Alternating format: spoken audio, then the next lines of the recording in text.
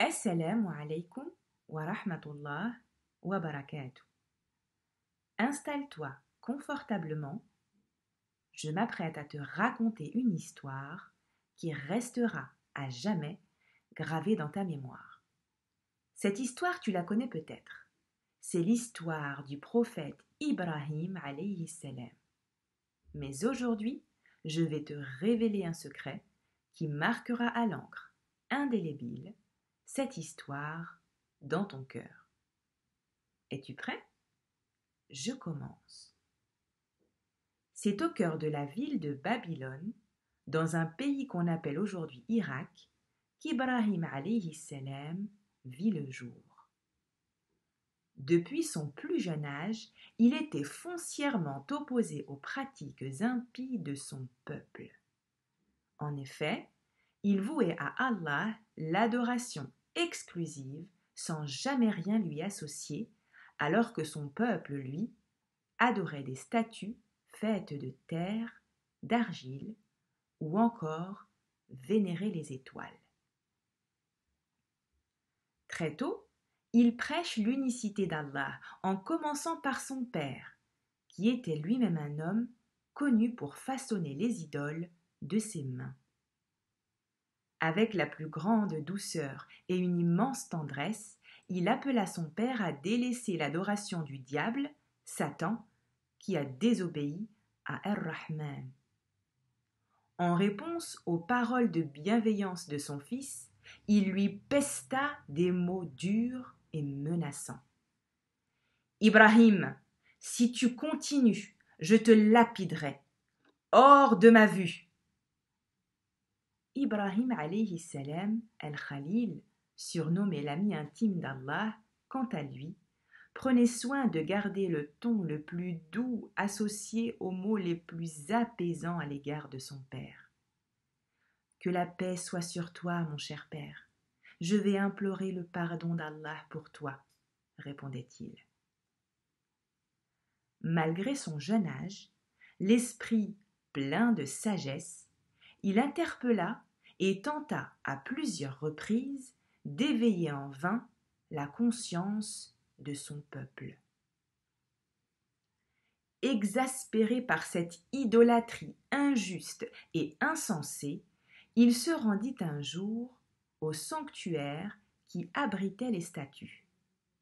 Il y en avait de toutes les formes et de toutes les tailles, des petites, des plus grandes, toutes plus viles les unes que les autres. Devant elles, des offrandes, de la viande de diverses bêtes, des fruits et toutes sortes de nourriture. S'adressant aux statues, il questionna « Pourquoi ne mangez-vous donc pas ?» Évidemment, il n'obtint aucune réponse. Il le savait, ces édifices de terre et d'argile n'entendaient ni ne parlaient. Tout à coup, il saisit une hache et se mit à frapper les statues. Boum, boum, au point de les réduire en poussière. Il les détruisit toutes, excepté la plus grande d'entre elles. Quand on lui posa la question de qui avait pu détruire leurs idoles, Ibrahim alayhi salam leur désigna la grande statue près de laquelle il avait pris soin de placer la hache. Mais c'est impossible, Ibrahim. Ces statues ne peuvent pas parler, ni bouger, ni même se défendre. Ils se noyèrent ainsi eux-mêmes dans un océan d'ignorance, confus et ridicule. Leur colère fut telle qu'ils décidèrent d'en finir définitivement avec Ibrahim. Devant toute la cité, ils le catapultèrent dans un feu ardent aux flammes gigantesques qui atteignaient le ciel.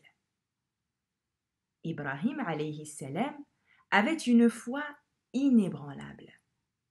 Il prononça avec certitude un verset coranique qui deviendra un moyen incontestable d'apaisement du cœur pour tous les musulmans qui le suivirent.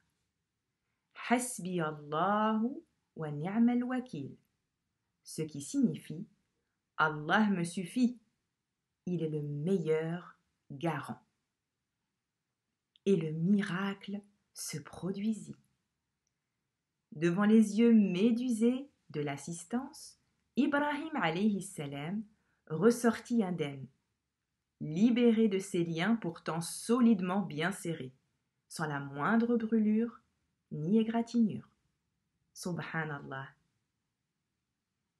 Après cet épisode extraordinaire, bientôt ce fut le roi de l'époque, Nemrod, l'orgueilleux et le sanguinaire, qui voulut l'anéantir. Avec la permission d'Allah, Ibrahim et sa première épouse, Sarah, émigrèrent en Égypte, puis en Palestine. Là-bas, il poursuivit sa mission d'appel à l'adoration d'Allah, jusqu'au jour où, malgré son âge avancé, Allah le combla d'un enfant béni, Ismaïl. Ismaïl dont la maman était sa seconde épouse, Hajar. À peine Ismaïl naquit qu'Allah Azza wa Jal lui ordonna de quitter la Palestine en compagnie de Hajar et de son bébé pour une contrée chaude et aride, encore inconnue, et qui deviendra plus tard la ville de la Mecque. Une fois dans le désert brûlant, et sur ordre d'Allah, il laissa derrière lui sa famille, dont son jeune fils chéri, pour retourner en Palestine. Sur le chemin, il ne cessa d'invoquer Allah, de prendre soin de son fils et de son épouse. Cette séparation fut une très grande épreuve pour cette famille. Hajar prit peur à l'idée de se retrouver seule avec son nouveau-né dans ce lieu désertique, sans âme qui vive, sans nourriture ni boisson.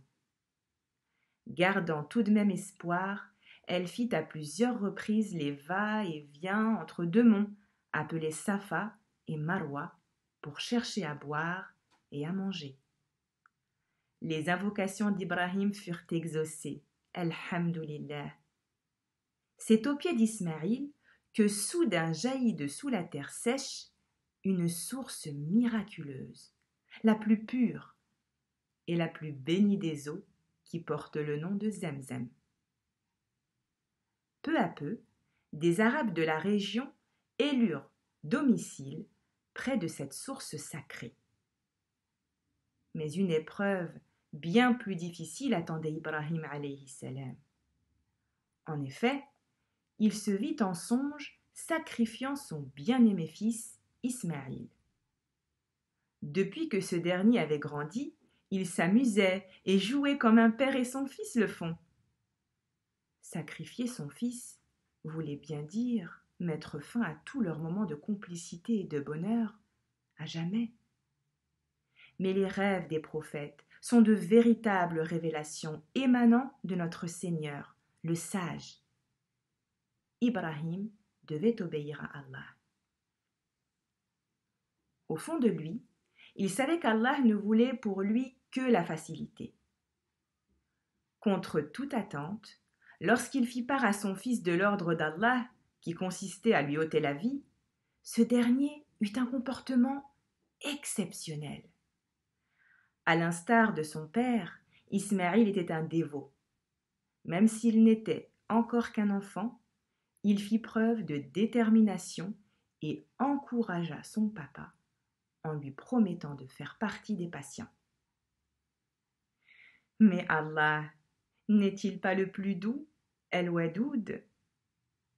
Alors qu'il s'apprêtait à passer à l'acte, Allah fit descendre du ciel un magnifique bélier à sacrifier à la place de son fils tant aimé. C'était fini.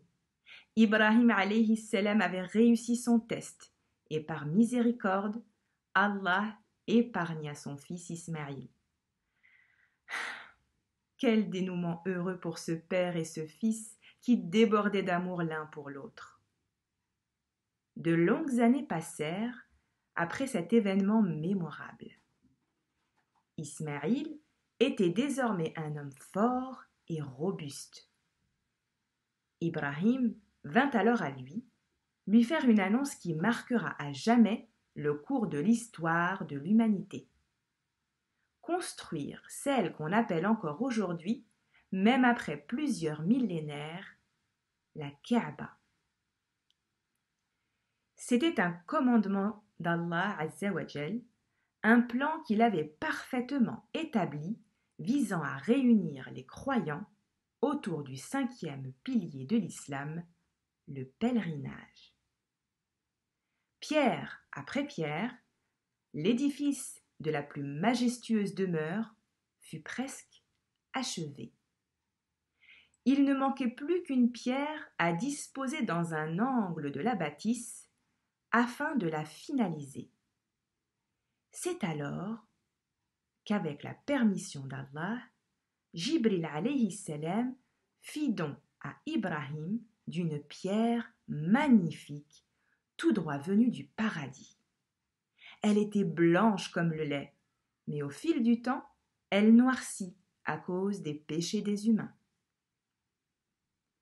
Une fois la Kaaba achevée, Allah Azza wa Jal demanda à Ibrahim de lancer un appel pour l'humanité, un message qui invite les croyants du monde entier et de tous les temps à effectuer pour Allah le pèlerinage.